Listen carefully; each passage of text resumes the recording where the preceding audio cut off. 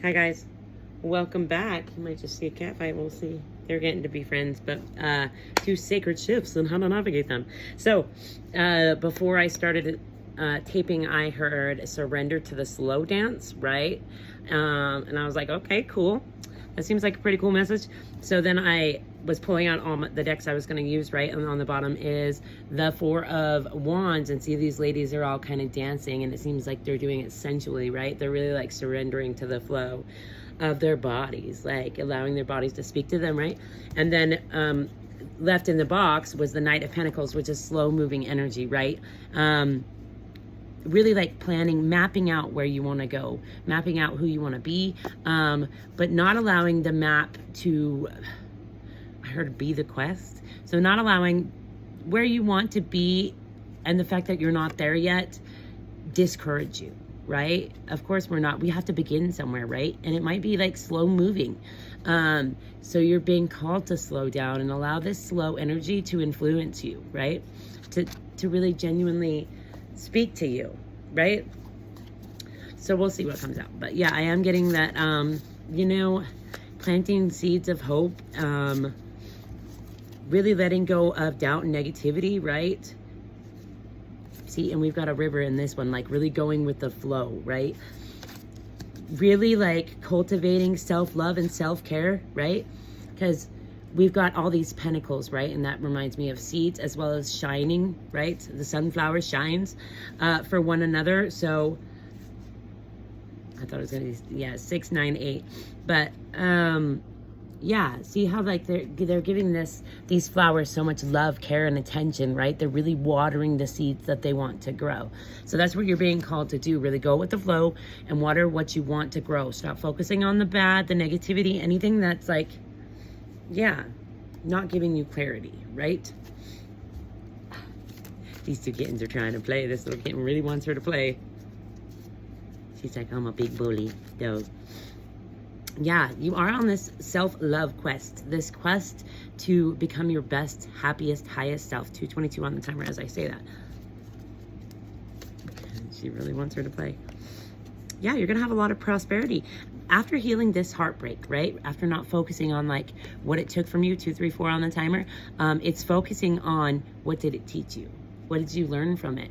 Like, did you then decipher like who was a good person or not? Like now you have that ability, that skill. So it wasn't like for no good reason, right? Everything, I know it's cliche as hell, but happens for a reason, right? And this heartbreak may have given you a lot of pain, but it also gave you a lot of presence, right?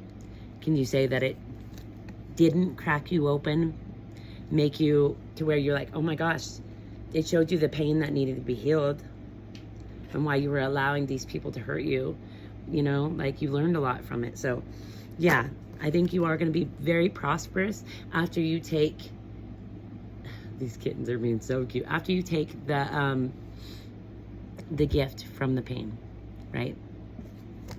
And you use that.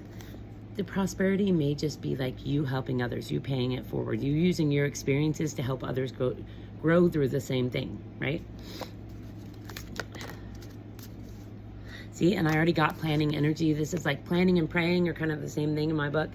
So you really are being called to like put your hands together, ask and you shall receive, right? And then we've got mastery of self. You are truly learning to master yourself. How to grow and glow is what I heard. Yeah, and the battle's like over. You no longer have to sit and be at war with yourself or with others, and really resolving the war within is going to make it to where we're not really having war with others. Mirror, mirror, right? I just said you were ending the war within, right? Ending battle. So I'm just saying. And then we've got confidence, and this like gave you a lot of confidence to conquer your fears, to conquer who you thought you were, right? This is like blooming your confidence. 444 on the timer, right? 4 is that you are fully supported, right? So yeah, okay, let's do some of these oracles.